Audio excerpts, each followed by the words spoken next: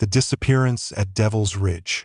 Location: Devil's Ridge, a remote mountainous area in the Pacific Northwest, USA. Time: August 15, 2017, 6 a.m. till August 22, 2017, 11 p.m.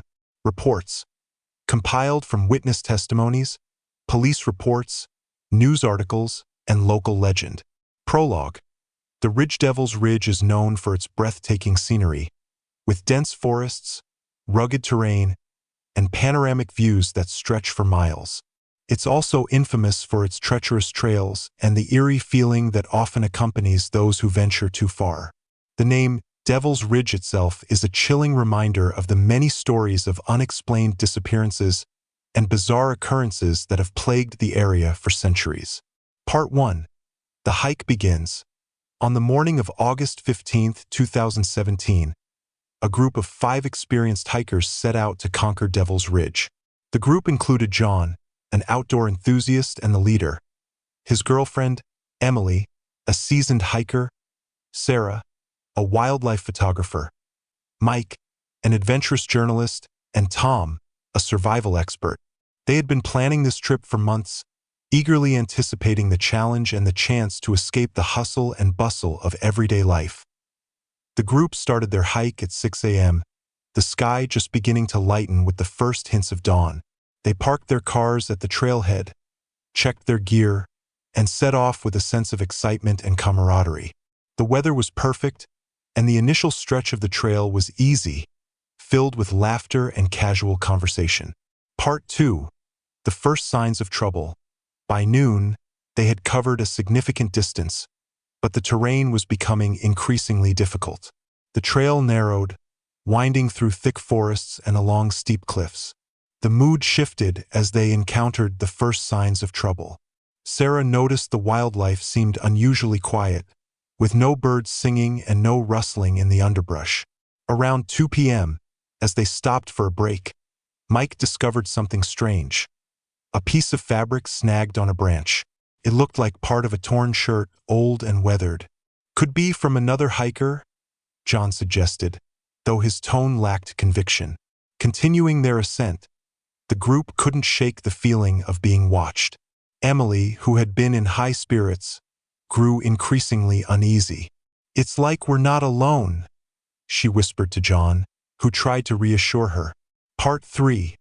The vanishing. By evening, they reached a flat area suitable for setting up camp.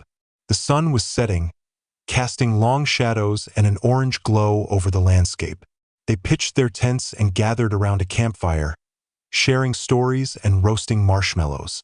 The atmosphere lightened, but the underlying tension remained. Just after 10 p.m., Tom excused himself to relieve himself in the woods. He took a flashlight and ventured a short distance from the camp. Minutes passed, then half an hour. When he didn't return, the group grew concerned. "Tom!" John called out, his voice echoing through the trees. There was no response. They fanned out, searching the immediate area, but there was no sign of Tom. It was as if he had vanished into thin air. Part 4. The search. Panic set in as the group realized Tom was missing. They debated whether to continue searching or to head back for help. John insisted they stay and look for him, fearing that leaving could put Tom in greater danger. Through the night, they scoured the area, their flashlights cutting through the darkness. The forest seemed to close in around them, every rustle and shadow playing tricks on their minds. By dawn, they were exhausted and disheartened, with no trace of Tom. Desperate, they decided to head back to the trailhead and call for help. The hike back was grueling, the weight of fear and fatigue slowing their progress. It wasn't until late afternoon on August 16th that they reached their cars and called 911. Part 5. The investigation. The local authorities responded quickly, organizing a search and rescue operation. Volunteers, park rangers, and even helicopters were deployed to comb the area. Despite their efforts, the dense forest and rugged terrain made the search difficult. Interviews with the remaining group members provided little additional information. They all described the eerie feeling that had accompanied their hike and Tom's sudden disappearance. Sarah mentioned the torn fabric and the unusual silence in the woods, adding to the growing sense of mystery. News of the disappearance spread quickly, attracting media attention. Mike's article on the incident, published in his newspaper, painted a vivid picture of the ordeal, drawing both sympathy and curiosity from the public. Part 6. The Breakthrough. Days turned into a week, and hope began to wane. On August 22nd, a breakthrough occurred. A park ranger named Ethan discovered a small cave hidden behind a waterfall, not far from their original campsite. Inside, he found evidence that someone had been there recently. A makeshift bed, a water bottle, and Tom's flashlight. The discovery reignited the search with renewed vigor. John and Emily, determined to find their friend, joined the rangers. They explored the cave and surrounding area, shouting Tom's name into the wilderness. That night, as they returned to their temporary base camp, Emily stumbled upon something half buried in the dirt, a journal. It was Tom's.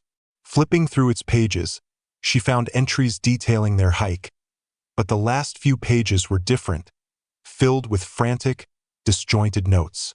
Feeling watched, not alone, can't escape.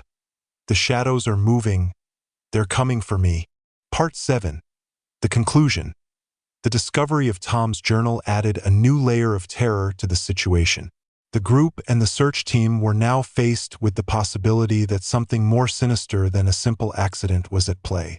Despite their best efforts, Tom was never found.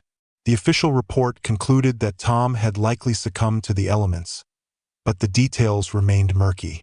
The forest, with its dense foliage and treacherous cliffs, held onto its secrets tightly. The group returned to their lives, but they were forever changed. John and Emily struggled with guilt and loss, while Sarah and Mike found themselves haunted by nightmares. They had gone to Devil's Ridge seeking adventure, but they left with scars that would never fully heal.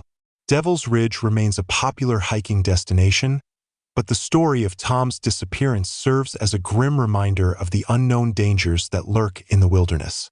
The locals, long familiar with the area's dark reputation, continue to share tales of eerie occurrences and unexplained vanishings, keeping the legend of Devil's Ridge alive. Epilogue. The haunting, years later, the case of Tom's disappearance remains unsolved, a cold case in the files of the local police. But those who venture into Devil's Ridge often speak of a lingering presence, an unseen watcher among the trees. Some claim to hear whispers carried by the wind.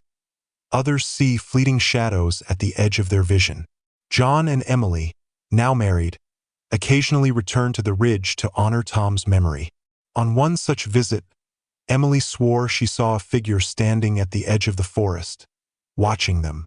When she blinked, it was gone, leaving her with an unsettling sense of familiarity. For those who believe in the supernatural, Devil's Ridge is a place where the veil between worlds is thin.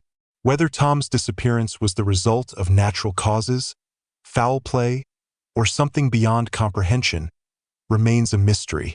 The ridge, with its breathtaking beauty and haunting aura, continues to draw those brave enough to seek its secrets, whispering its tales of thrill and terror to anyone who will listen.